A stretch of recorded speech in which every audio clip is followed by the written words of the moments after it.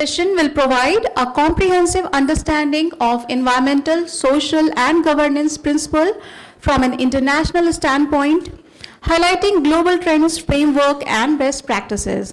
I'm glad to introduce our first speaker, Mr. Anirban Ghosh, Professor and Head of the Center for Sustainability at Mahindra University, Hyderabad, and former Chief Sustainability Officer of Mahindra Group. A globally recognized sustainability leader, Mr. Ghosh has driven award-winning sustainability framework, pioneering energy efficiency, carbon reduction initiatives, and rural development projects. Under his leadership, Mahindra Group set benchmark for corporate sustainability, integrating business goals with social and environmental impact. Today, he will share his insight on ESG framework from a global perspective. Please join me in welcoming Mr. Anirban Ghosh.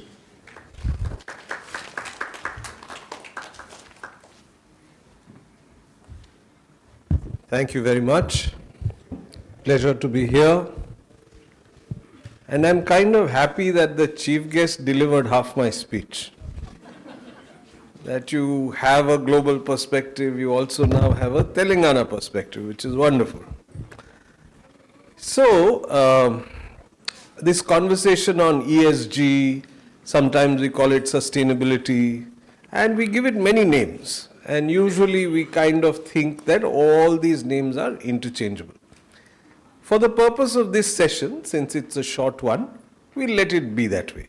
We'll think that, okay, these are all the same.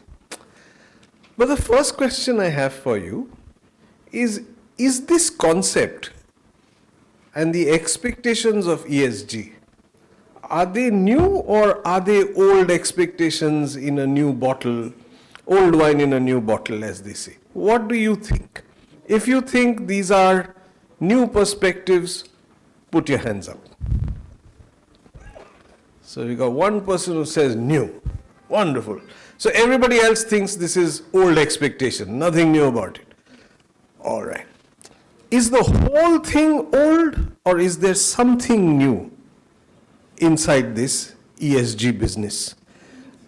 If you look at what is expected, so you see there is the environment bit, there's the social bit, and there's the governance bit.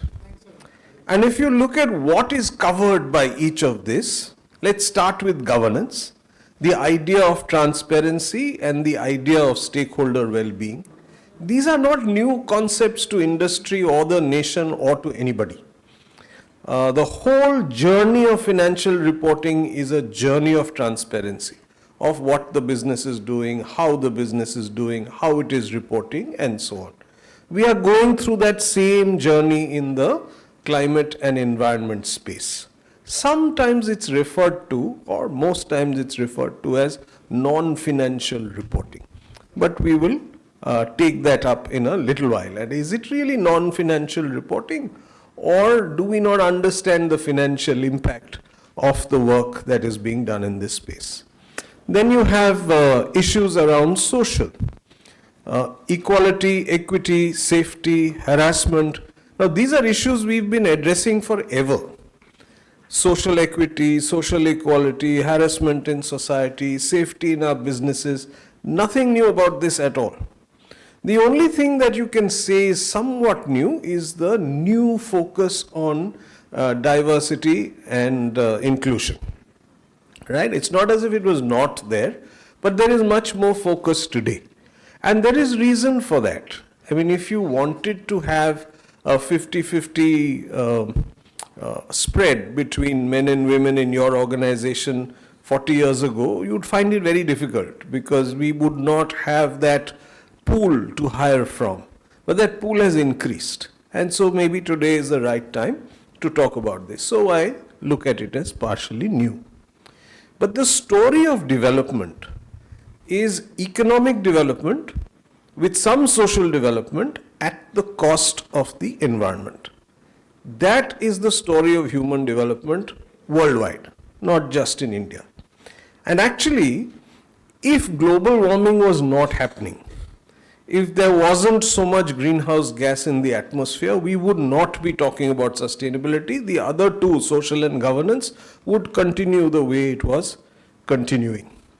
So this effort, this need to address environmental challenges got packaged with social and governance and became ESG, sometimes referred to as sustainability as well. So all of you were partly correct. A whole bit of it is old, and some part of it, the focus is entirely new. And the focus has come because there is an increasing realization that you cannot exploit the environment in any way you like and not expect any repercussions. So let's delve into that. What are the root causes for the rise of ESG expectations?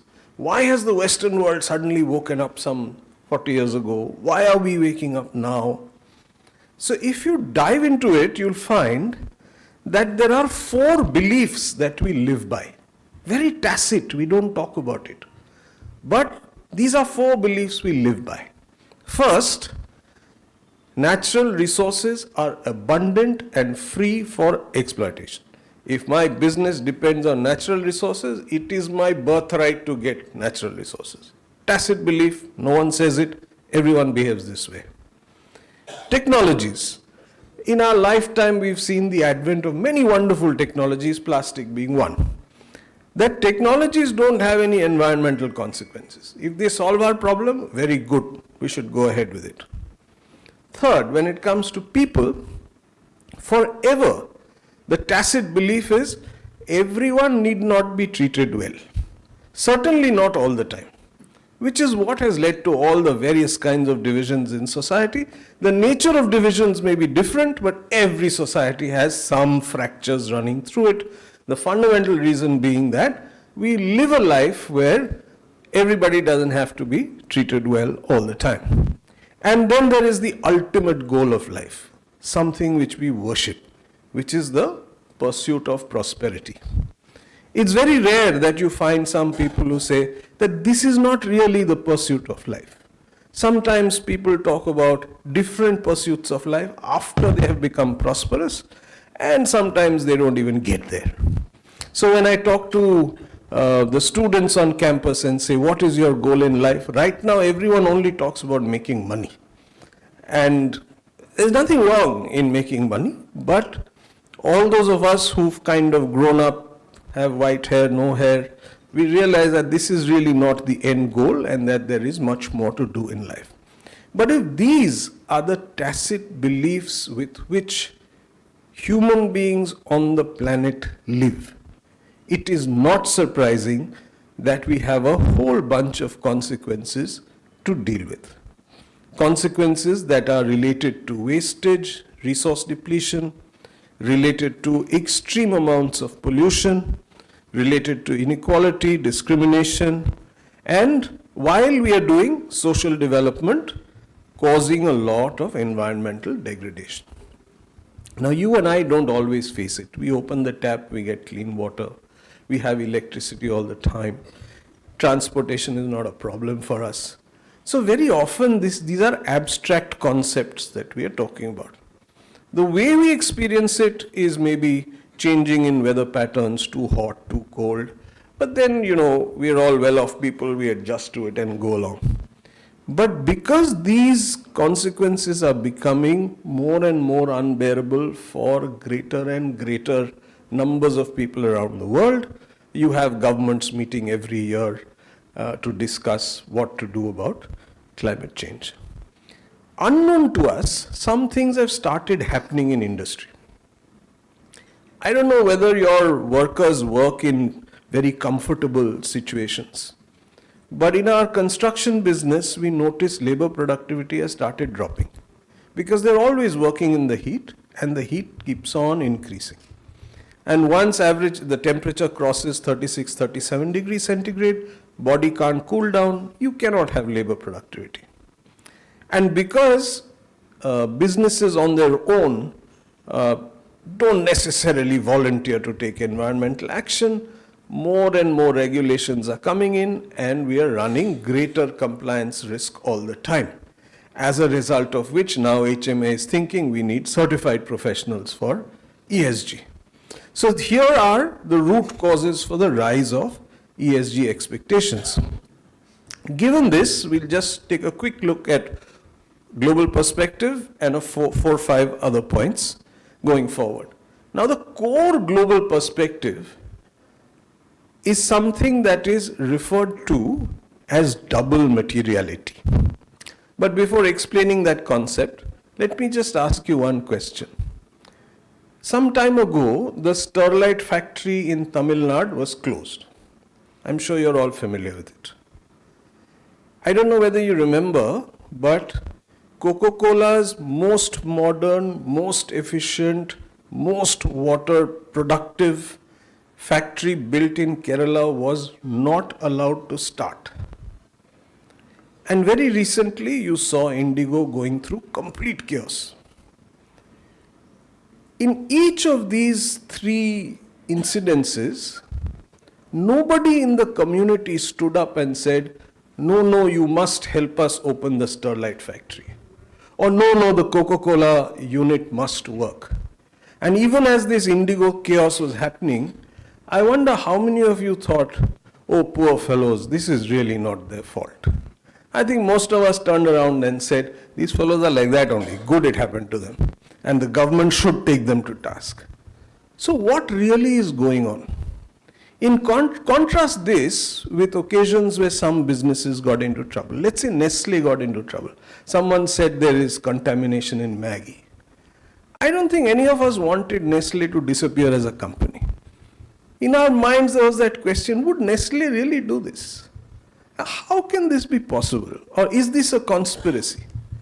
What a different reaction from what we had when Indigo went through this problem.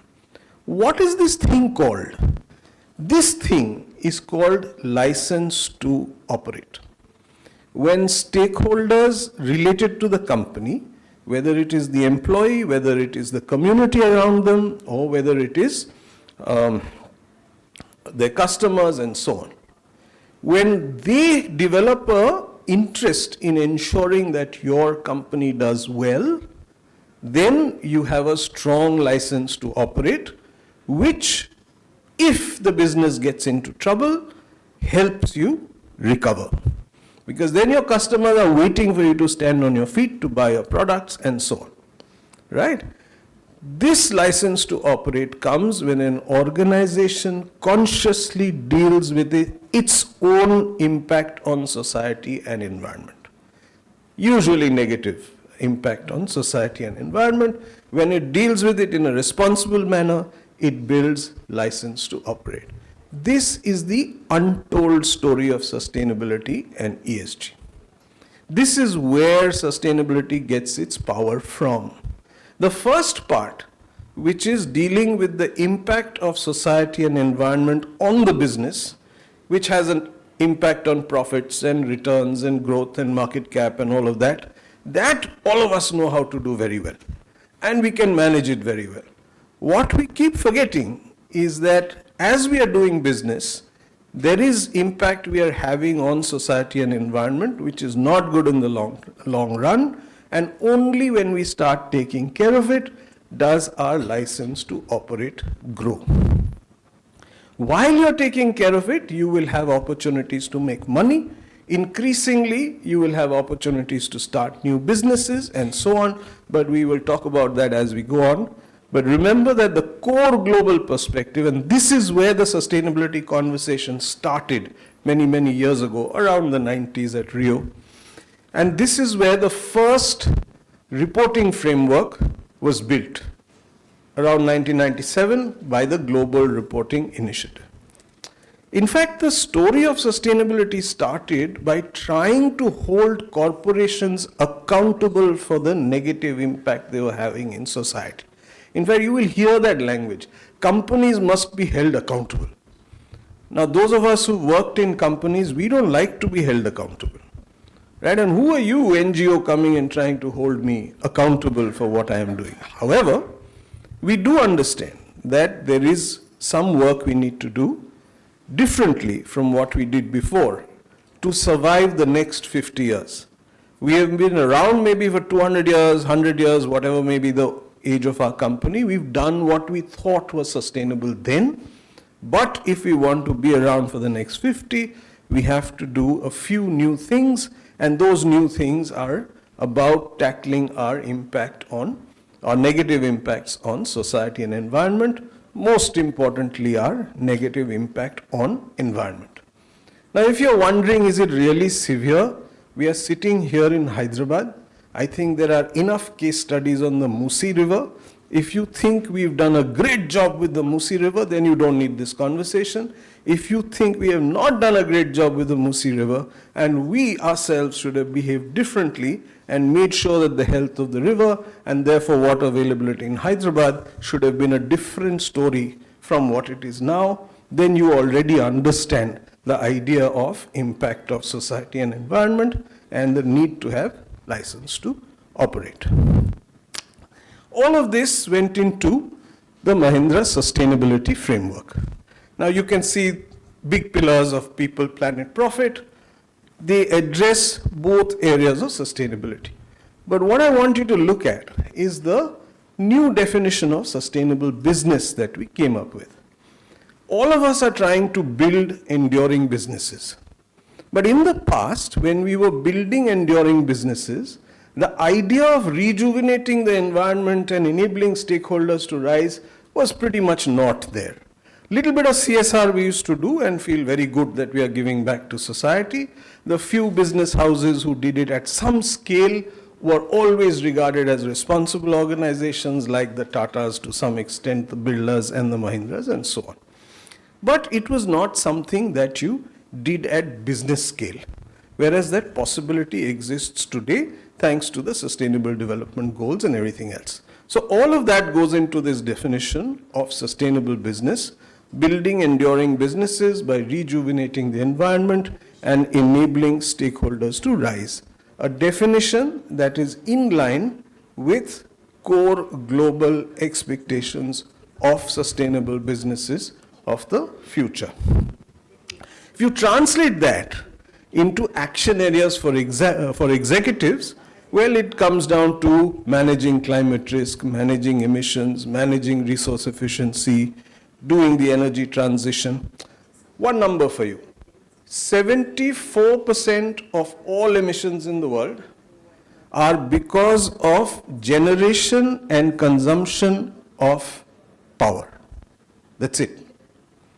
So if we want to solve the environment problem, we have to solve emissions in generation and consumption of power.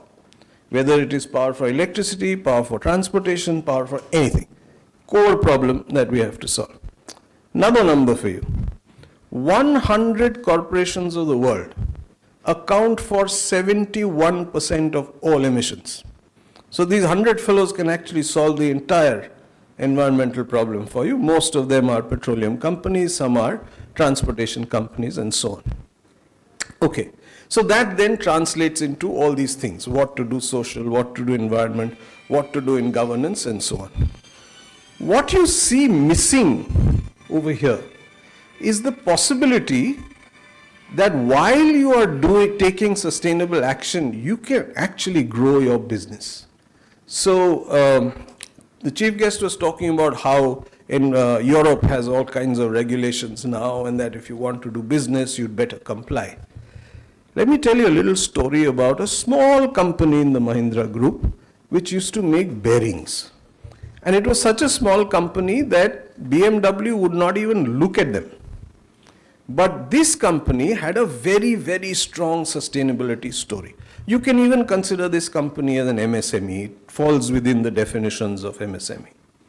So the CEO of this company, who used to attend climate conferences in the world, went and spoke to the sustainability officer of BMW.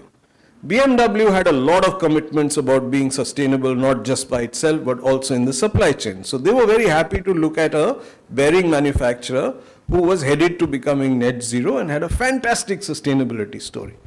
So long story short, Mahindra Group started supplying bearings to BMW, not because of some great bearing it was making. The bearing was of very high quality, but because it had a fantastic sustainability story. So every time someone says MSMEs can't do this, I tell them this story. Because this was also an MSME. They were also cash strapped. Some years ago, they were also loss making.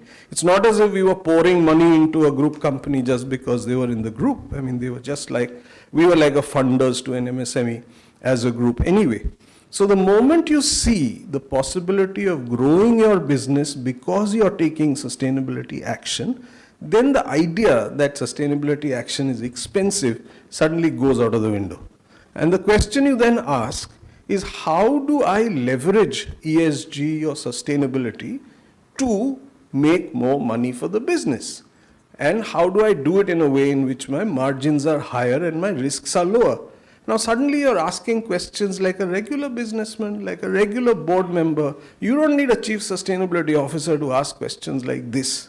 But this is the opportunity that ESG or sustainability presents for businesses today. Now, despite all this, this conversation's been going on for some time, and most businesses really don't have time for it. And they say, oh, we are too busy. So obviously, they have to be forced to do this.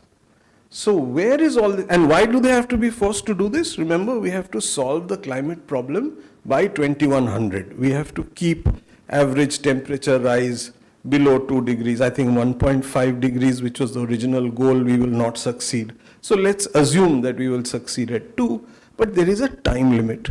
So we can't wait for companies and corporations to wake up. We actually can't afford Mr. Trump at this time, but what to do? So because we have a time limit and things have to be done first, there are a lot of regulations and a lot of commitments that are being made. So take a look.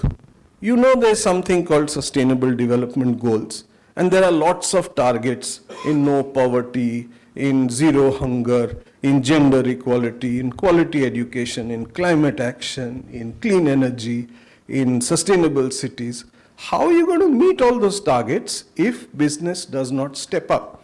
So obviously, and these SDGs are at the level of the governments. So if the government has to meet its SDGs, and Niti Aayog has a scorecard now for every state. So if the government has to achieve these targets, obviously the companies have to do their share.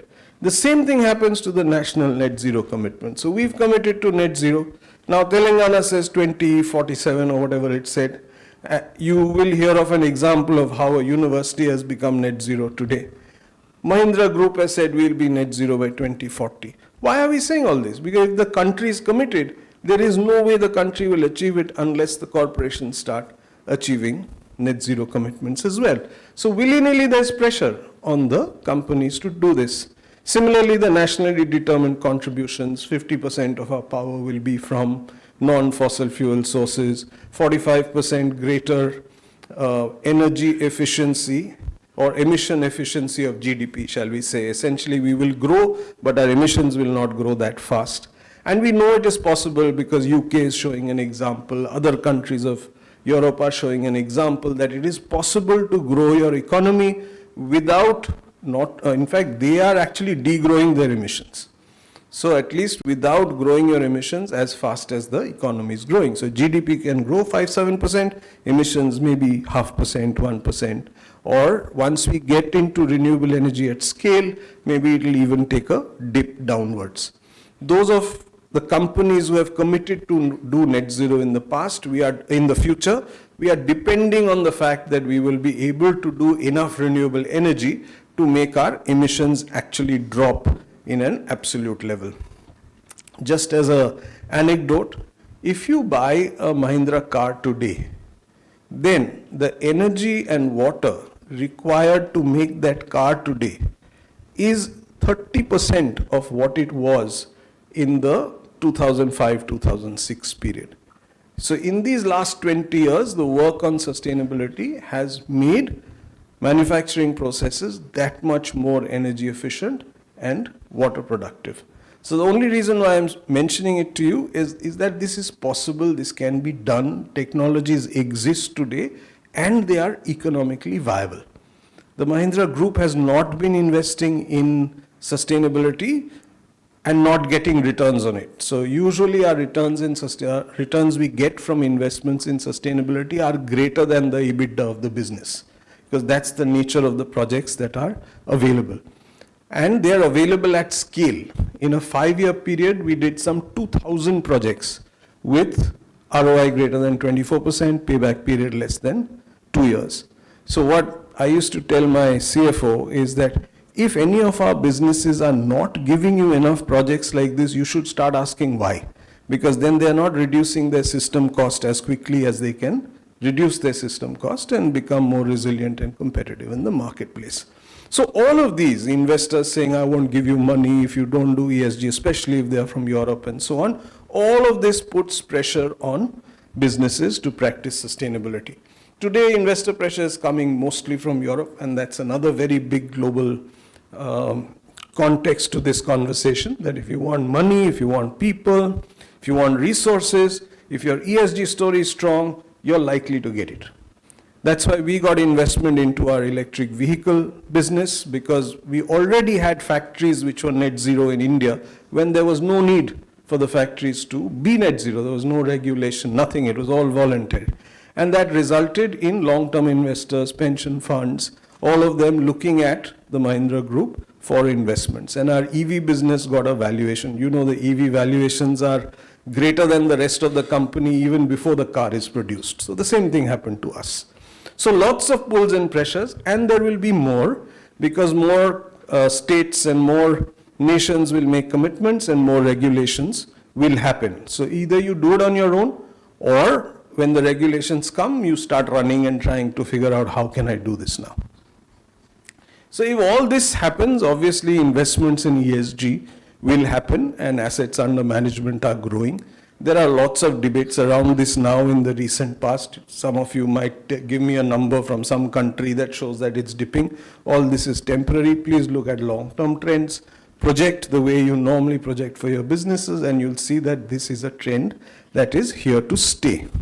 Obviously, most of the investments are in North America and Europe, but this is where Asia's opportunity lies. In fact, if you listen to our leaders, they will often mention that we are the first country in the world which is trying to grow at a very rapid pace in a manner using technologies that the other countries who have grown had access to, and we don't have access to them at scale anymore. So we've got to do this in a completely different way. Now you can complain, why are we being forced to do this? You can also say, hey, we've got a fantastically different way of doing this, where we will not only grow, but we will grow in a manner which will help the earth survive in future as well. Many kinds of investment structures.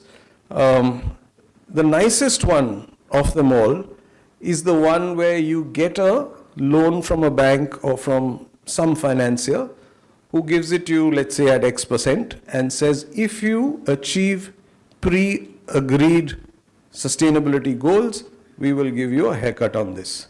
There is no other kind of lending where this sort of rule applies, but this is now increasingly becoming more and more available. Again, started from somewhere in Europe. ING Bank, I think, was the first to do it, and now slowly this has come into India as well.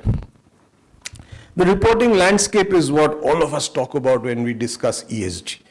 Actually, very often we don't discuss E or S or G. We just discuss reporting and we think we're doing sustainability.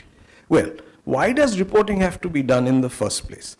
It started to ensure that when some people took sustainability action, other people got to know about that, hey, this is possible. That's how it started. Today, it is a way of keeping track that if you've made a commitment, are you living up to it? Are you progressing in the right direction or not? That's the purpose of ESG reporting, and it is being used by financial organizations to check for two things. Are you managing your risks, the new risks that are happening because of climate change? Are you conscious of them? Are you managing it? And are you making progress towards goals which will reduce risks in the future? These are the only two things that financiers look at when they look at your sustainability report. There's a lot of action in the sustainability reporting landscape, new frameworks merging into one. There is the dream of creating one framework which everyone can follow. it may remain a dream because everyone likes to create their own framework. It doesn't matter. All the frameworks are always in the same direction. So whether you have different statements in this one or different statements in the other one, doesn't matter. As you know, in India, we have SEBI's framework now, where the top 1,000 companies by market cap are mandatorily required to make declarations through the BRSR. You will find that if you come under that scope and you start making reporting under BRSR, initially it might even feel onerous, but when you start looking at the numbers and start asking, how can I bring this down? How much money is required? What returns will I get on this? There is so much opportunity that is hidden inside the BRSR report. At the Mahindra Group, we used to look at these frameworks and understand, okay, so this is what businesses are expected to do in future. And then we would ask the question, how can we do this and still make money? How can we do this and still grow? How can we do this and still solve customer problems? So if you ask the question like this, you get different kinds of answers. So this is what led to the acquisition of an electric vehicle company long ago when electric vehicles were not even feasible. Why? Because we wanted to learn the technology and make sure that when electric vehicles came onto the road, we were fully prepared. This is why we ended up investing in solar energy. This is why we invested in micro irrigation. This is why we built green buildings. This is why our IT company did cloud computing at scale. This is why we built an electric scooter which was launched and used in California. So lots of new businesses. And some of these businesses likely to become billion-dollar businesses in the future, which is why we invested in all of this. And why did all this happen? Because we kept asking the question that if we try, is there a way we can meet investor requirements and stakeholder expectations and still make money, still grow as a business, and still make profits? One question we had asked, I remember, we had a visitor from UK and we were discussing sustainability. And we are saying, okay, today maybe we'll classify 10% of our revenue as being green. But 20 years later, what will this percentage be? And if we want it to be 30%, how will we get there? Will the existing businesses become greener? Or will we get new businesses? Or how will we get there? And that led to an entirely new strategy for the portfolio of businesses and the nature of businesses that the Mahindra Group is in. So I'm mentioning all of this because sometimes we look at reporting as an onerous responsibility that has to be done for compliance purposes. If you leave it to your teams to just do reporting and tick the box, you would have possibly missed out biggest opportunities for your business in the future that are just emerging right now and worth looking at from a long-term perspective. Okay. Now, if these things are so impactful, you obviously want the board to start thinking. And these are not things that you can leave to your workshop manager or your factory head or somebody. These are things you need the best brains to look at, consider, because they're all long-term. And where do they sit? Most of them sit in the board. And this is why there is this conversation on board accountability, not because we want to increase the work of the board or anything like that. Okay. We've discussed this, that the regulatory environment is becoming stronger only because there are very few people who voluntarily take action of this kind. And this happens everywhere. Whatever be the field, whenever it is something good for society, environment, good for anybody, few people do it voluntarily. The rest, you have to have some regulation. That's why India has CSR regulation 2%. Everybody doesn't do 2% on their own. Some people used to do. Same thing is happening for environment. Key challenges are about data and rating methodologies. There are too many rating methodologies. People ask for too much data. My team used to report on some 1,829 parameters across reporting frameworks. One day I actually had them list it out and count it because however hard I tried, I could not make the reporting work easier. But we figured out ways of using AI and stuff and make reporting easier. But the reason why I mention inconsistent data and rating methodologies is you can see one company being rated as A+ by somebody and D- by somebody else. Now, this same company can't be at these two extremes. It's not possible. And this is because everybody has their own weightages and so on. So we've got to solve this problem, because if we don't, then the financial world will find some way of solving the problem. Yeah, so inconsistent data and rating methodologies is something that we just have to take care of. So if you want to be an ESG leader today, you obviously, see, these points everybody talks about. So it's not rocket science, it's also not new for you.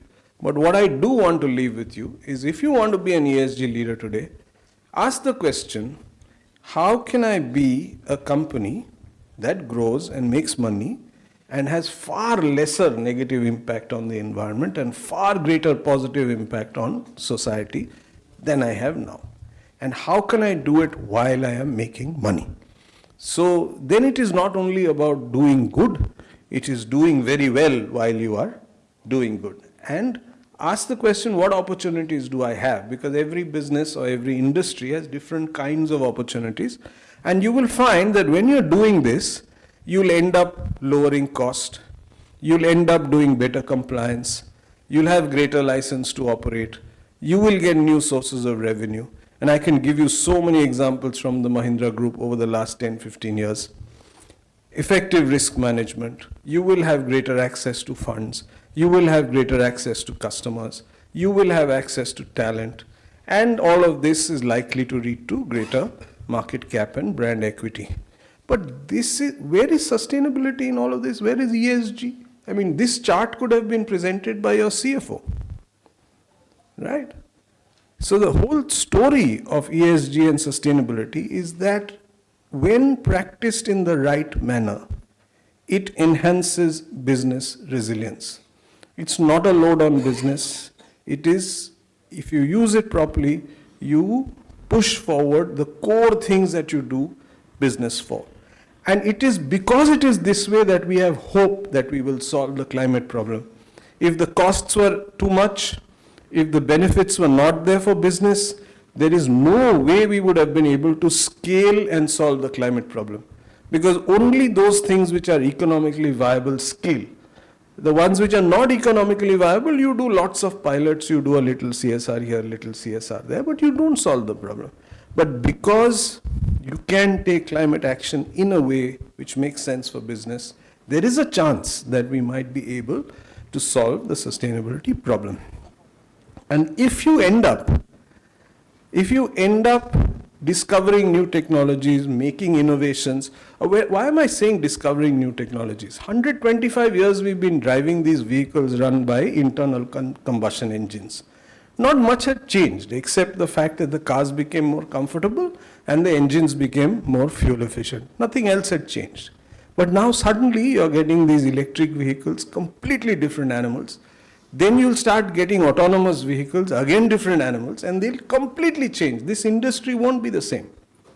If you were in the lighting industry, the products you're making today, none of them existed in your catalog 7, 8, 10 years ago. Right? Your whole business has changed. If you're in the water treatment industry, technologies are changing by the day. So everything that we do, we are now doing in a different way. And we are trying to do new things, like what? Like recycling. Yeah, like making material that we've used, making it last longer. We did not have businesses for this, but these are businesses that we are trying to get into. So what are you doing? You're actually creating a new industrial revolution, pretty much without realizing it. Yeah, whatever we did from 1850 to 1950, let's say, we are finding new ways of doing, and we are trying to do newer and newer things. So that's what we are in the middle of. That is the true global perspective of ESG. It is not about which framework changed and who brought in which reporting framework. That is actually not important. Are you managing risk well? Are you dealing with double materiality well? Are you growing your business well in a way in which you're growing your business but you're not harming the environment? These are the real global perspectives of ESG. They are universal, they apply to everybody, and they can be practiced wherever you are. So this is why ESG remains a significant global force shaping markets and regulation. It refuses to go away. Even in the country of United States, it doesn't go away. Why? Some fellow says, I will not give federal funding. 10 states stand up and say, we will give you funding, please move ahead. In fact, in the first time Donald Trump came to power, the New York Climate Week was happening, and everyone was worried climate action will stop. And this company, General Motors, headed by a Republican leader, announces, we will become a 100% renewable energy company. He was not doing it for the benefit of the world. He was doing it because it made sense for his business, even as it made strong sense for the world. So that then is the global perspective of ESG that I wanted to share with you. I hope you got something out of it. Thank you very much for having me.